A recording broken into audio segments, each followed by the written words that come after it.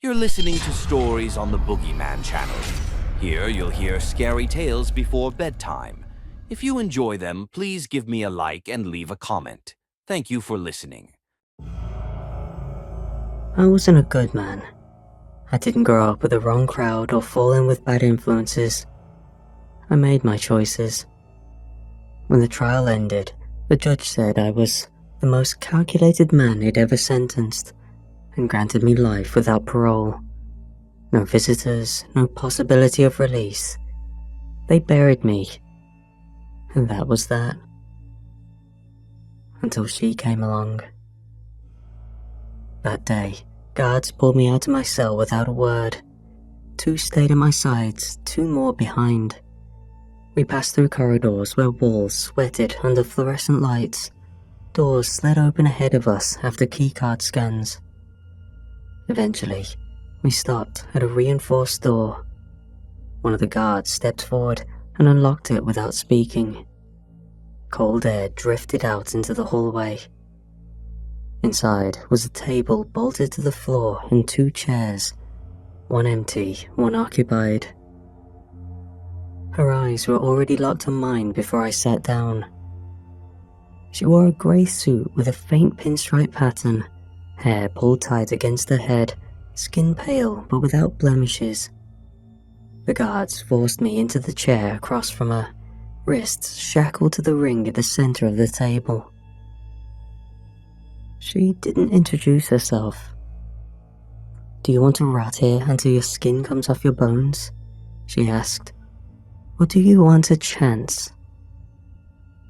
She sounded studio practiced. I didn't answer. She slid a folder across the table. A thick black clip held the pages together. I could barely move my arms, but she didn't seem concerned with that. "There's a site," she said, tapping the folder with her index finger. "A cave, deepest ever discovered, deeper than anything on record. Our first expedition didn't return." She didn't blink. They made several kilometers down before something killed them. We believe it was biological, possibly sentient. She let that sit for a second, then flipped the folder open. The first image was an aerial shot of a dense mountain range, followed by several grainy stills of people in environmental suits carrying gear through a jagged tunnel. We considered sending qualified personnel, but the risk is too high. We'd rather lose someone replaceable. You're a murderer, a terrorist. You're already a dead man. If this doesn't work, we'll find another one like you. Cheaper that way. She paused. Then she folded her hands. "You won't be alone. After a short debrief, you'll be taken to the cave entrance with 3 others. You'll be outfitted with recording devices, weaponry, and monitoring equipment. There is a strong likelihood you will not return. If you survive and complete the contract, you walk free." She tapped the folder again. "Clean record. You pick where you go after." My first instinct was to laugh. I hadn't tasted outside air in over a decade. I hadn't seen a sky without mesh across it since sentencing. So, I didn't ask what the contract involved, what they were really looking for, or how many had already died trying to find it. It didn't matter what I signed. I'd already died once. If this got me out, even if it killed me for good, I was ahead. "Fine," I said. "Strap me in." She nodded to someone I couldn't see. I felt the sting of a needle in my neck. Cold spread through my spine before I could ask where I'd be taken. The ceiling peeled away from me. Then the light. Then everything. I woke in a bed with clean sheets, white walls, a smooth ceiling with a built-in glow panel that lit the room without a bulb or fixture. Before I could sit up properly, A door opened. A man in sterile clothes stepped inside, gestured, and stepped back without a word. I followed. They took me through a short corridor and into a chamber where the lights were brighter and colder. 4 chairs faced the screen, 3 were already occupied. A man with a tag that read Hollis on his shirt sat with his legs spread wide, arms tattooed to the wrist, jaw unshaven, and a permanent smirk planted across his face. He glanced at me and snorted. Drew sat beside him, bald and built thicker, his hands clasped between his knees. He didn't react to me at all. He stared forward with dead focus. The third was smaller, shoulders hunched, nervous energy rolled off her in waves. She twitched every few seconds. Sometimes her head jerked to one side, sometimes her knuckles tensed, then released. She'd make a strange sound every once in a while. It looked involuntary. Nobody said a word as I sat in the last open seat. The lights dimmed and the screen blinked on. We were ushered into another room after the short presentation ended. Some vague footage of cave walls and sensor data. Nothing identifiable. This one had a long table, cold steel surface and no chairs. A man in a black uniform stood at the far end, holding a remote in one hand and a tablet in the other. "As you already know," he sighed, "you're going underground. You'll be outfitted, you'll be monitored. Your vitals, your recordings, every word you say will be logged. You'll have one guide. Her name is Wren." The girl with the ticks, presumably Wren, glanced up but didn't speak. "She was part of the first mission," he continued.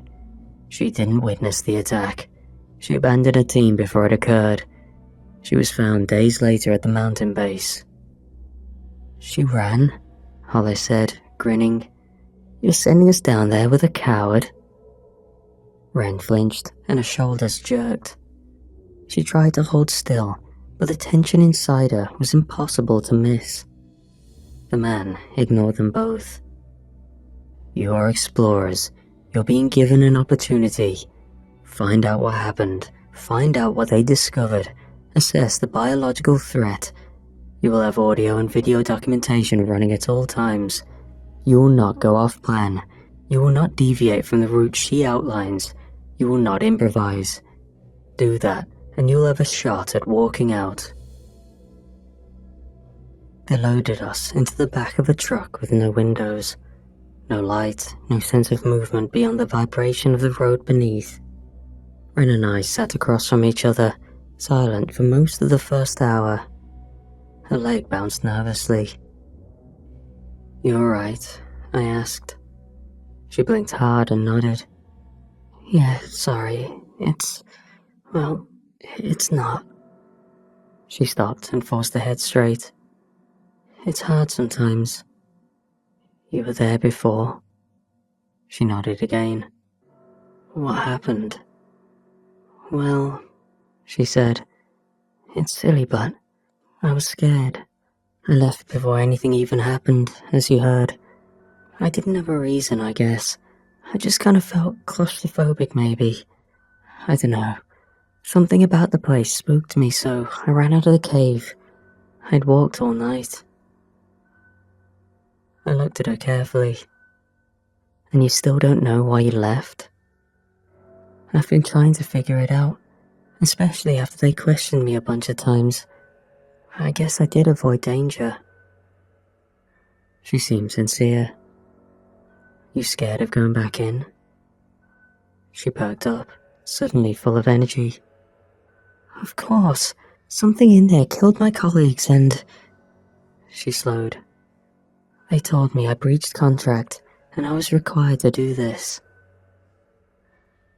After a brief pause, "Why are you here?" she asked. "I mean, really?" "I lit some buildings on fire," I said, keeping the other things secret. She didn't look away. "Do you regret it?" I didn't answer her right away. I watched her instead. "I guess so." Her eyes flicked back toward me, searching for something. Maybe she found it. She gave me a small nod, then looked away again. When the truck stopped, I kept us inside for another 20 minutes. When they finally opened the doors, daylight hit me so hard I had to shield my eyes. A dozen figures waited near a chain-link gate that had been rigged into a stretch of pale rock. They wore gear, helmets, visors and gloves. We looked at them in disbelief as they pointed toward a crate full of weapons. I took a shotgun and a sidearm. Hollis went straight for the automatic rifle and smirked when they didn't stop him. Drew slung a belt of shells across his shoulders and picked a pump action like it was a toy. "You're really giving us guns?" Hollis said, shaking his head and turning around to face us. "They gave the prison crew guns." Hollis turned toward Wren, who had backed herself against the side of the truck. She hadn't taken anything from the crate. "What about her?" he said. "Do we even need her? What if we take her hostage, maybe walk her back out, tell them we want a helicopter or something?" He didn't sound serious, but he didn't sound like he was joking either. One of the masked guards looked at him, and Hollis piped down. He looked disappointed. I guess that wouldn't work, would it?" A man in a hazard suit gave a final briefing. Equipment had already been staged inside. Ammunition, lights, nutrition packs, water. There was no communication once we entered. We would document everything, follow the route, and if we tried to exit early, the doors would remain locked until the scheduled retrieval time. The cave entrance was tiny, a little more than a slit in stone. The walls were uneven, jagged in some places, and smooth in others. They were wide enough for two of us to walk side by side with space in between. We moved through long tunnels that opened into chambers large enough to park aircraft in. Wren led the way. She had a tablet secured to a vest and a laminated map strapped to her leg. We found a flat stretch of tunnel that widened near a wall of crushed sediment. Someone had left old markers, orange tags half buried under dust. Wren told us this was the first stop. We weren't expecting to reach the next landmark until morning. We dropped gear, unrolled mats, and sat down in the dirt. Drew leaned against a slab of rock and slept almost immediately. After a few minutes, Wren approached me. She looked hesitant. "I don't want to be near them," she said. "Yeah, I know. Maybe I'm getting scared for no reason again, but I don't know. What if they do something?" "They might," I said. "Whatever, let's just stick together. The two of them and the two of us." "Sure," I nodded. She breathed out through her nose and nodded again. Then she lowered her head and mumbled something I didn't catch. We all woke up around the same time, and nobody spoke. We just started walking again. It was a strange situation. We all knew we could potentially die here.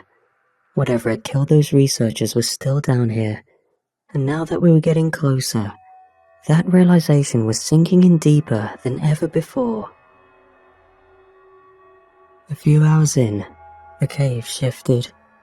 The walls widened again, and the floor began to level out. The slope that had pulled us down from the start eased, but the tunnel didn't narrow. It kept expanding in every direction.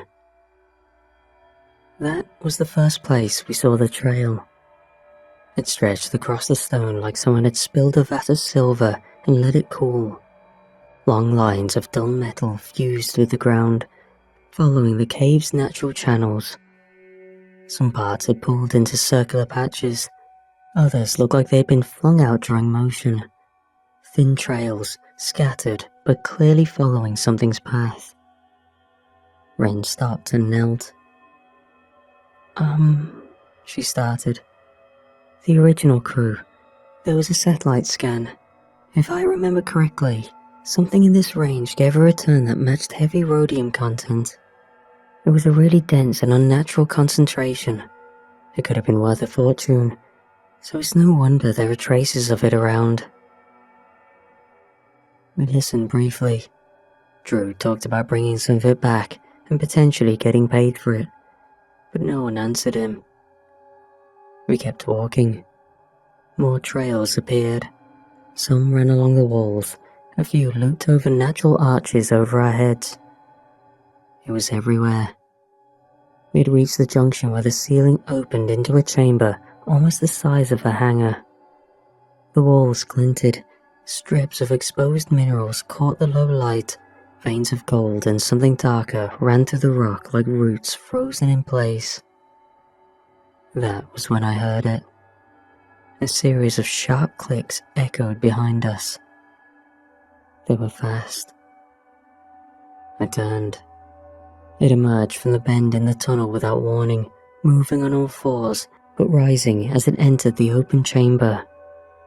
Its forearms twisted at a sick angle, ending in serrated appendages that resembled both talons and surgical blades. Beneath its skin, if it could be called that, something pulsed in irregular spasms. Thick cables of muscle rolled beneath a fused, metallic and oily surface, as though it had been dipped in molten chrome and left to congeal in uneven patches. Its head was horrific, elongated, tapering to a point that hovered behind its shoulders. The jaw split downward instead of opening wide, unhinging into 4 separate folds, and molten metal leaked out in thin lines that hissed against the stone. It raised its head and looked around, almost like it was trying to listen.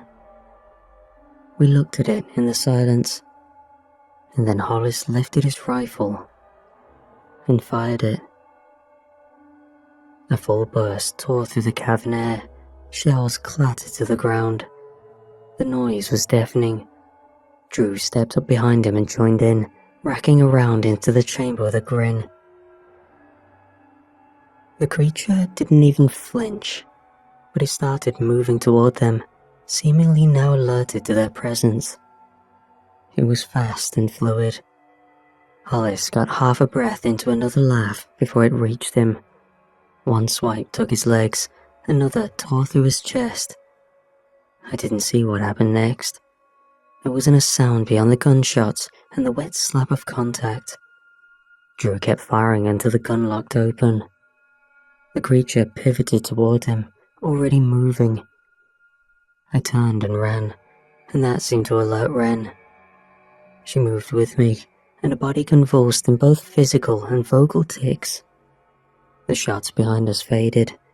Then there was nothing. Ren gasped. Her mouth opened, but she didn't speak. I pushed her harder toward a split in the tunnel ahead. We moved fast and low, and I started to realize something. It was blind.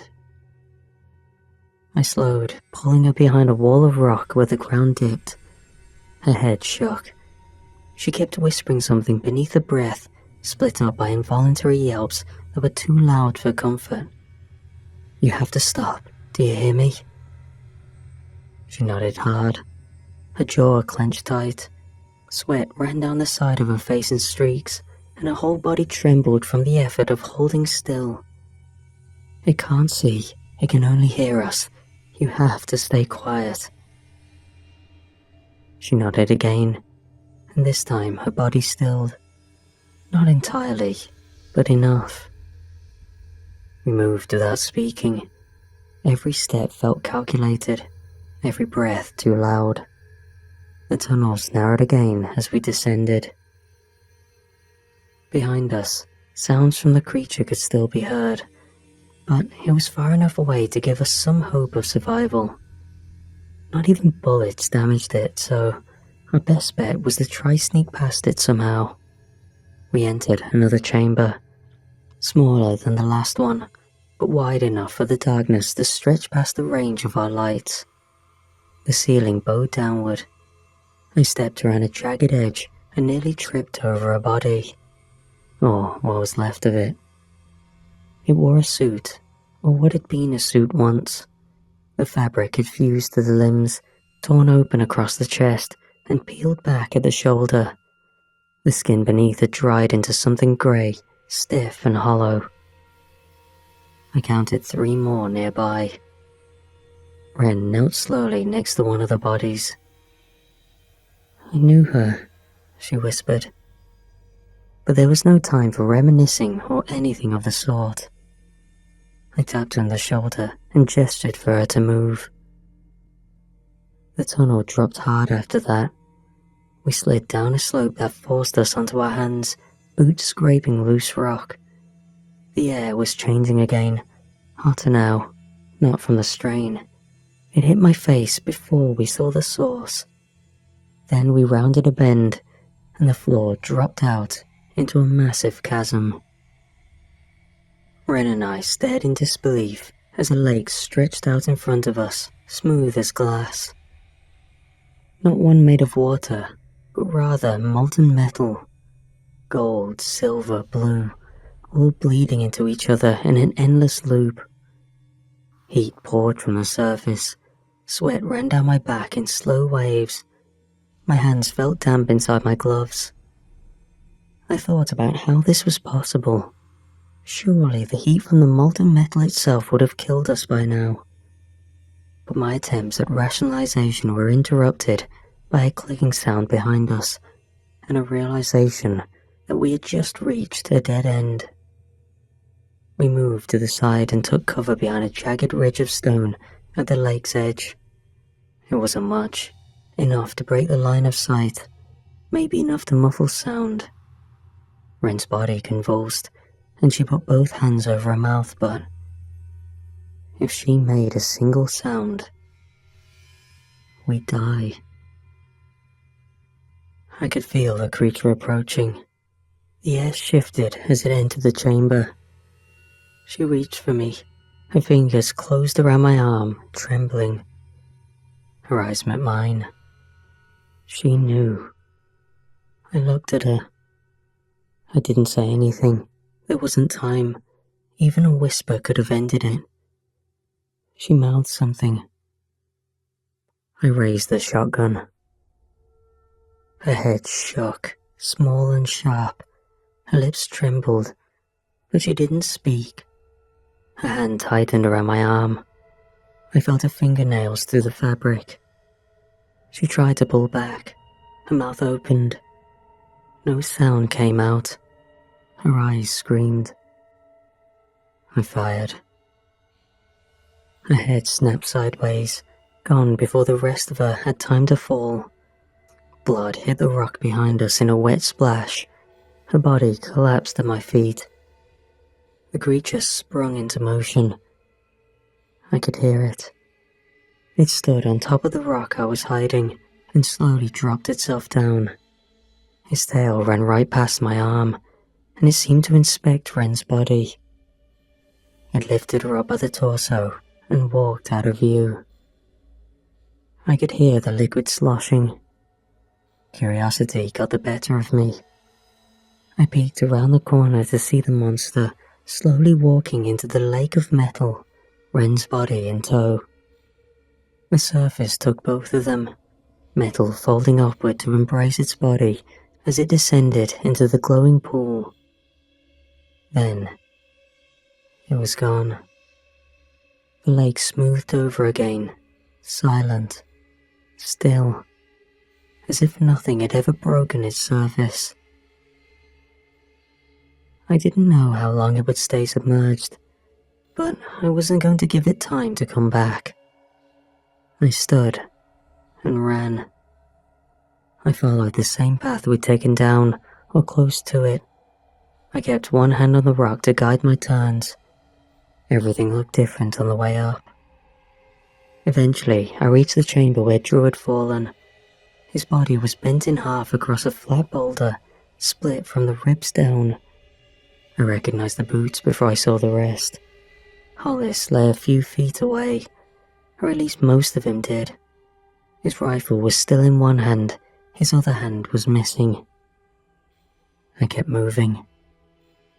By the time I saw the faint blue glow of the reinforced entrance, I couldn't feel my legs anymore. 2 guards stood at the threshold, their helmets reflected my face as I stumbled forward. Neither of them moved until I crossed the final threshold and fell to my knees. I didn't speak. They didn't either. One of them stepped forward and removed the shotgun from my back. The other one retrieved the body cam. They helped me to my feet and led me into transport. A little while later, she sat across from me again in the same suit. "We reviewed your footage," she said. "Your documentation exceeded expectations." She flipped through a few pages. What happened to Ren was unfortunate. She closed the folder and pushed it aside. "You've done your part." She gestured toward the door. The hallway stretched in front of me, too bright to focus on. A man in black uniform walked me through 2 checkpoints, then into another chamber. He handed me a small envelope. Inside were travel documents, a debit card, and a folded sheet with my new credentials. I was escorted outside. And just like that, I was alone. I walked until the facility shrank behind me, nothing more than a shape at the edge of stone. I was free.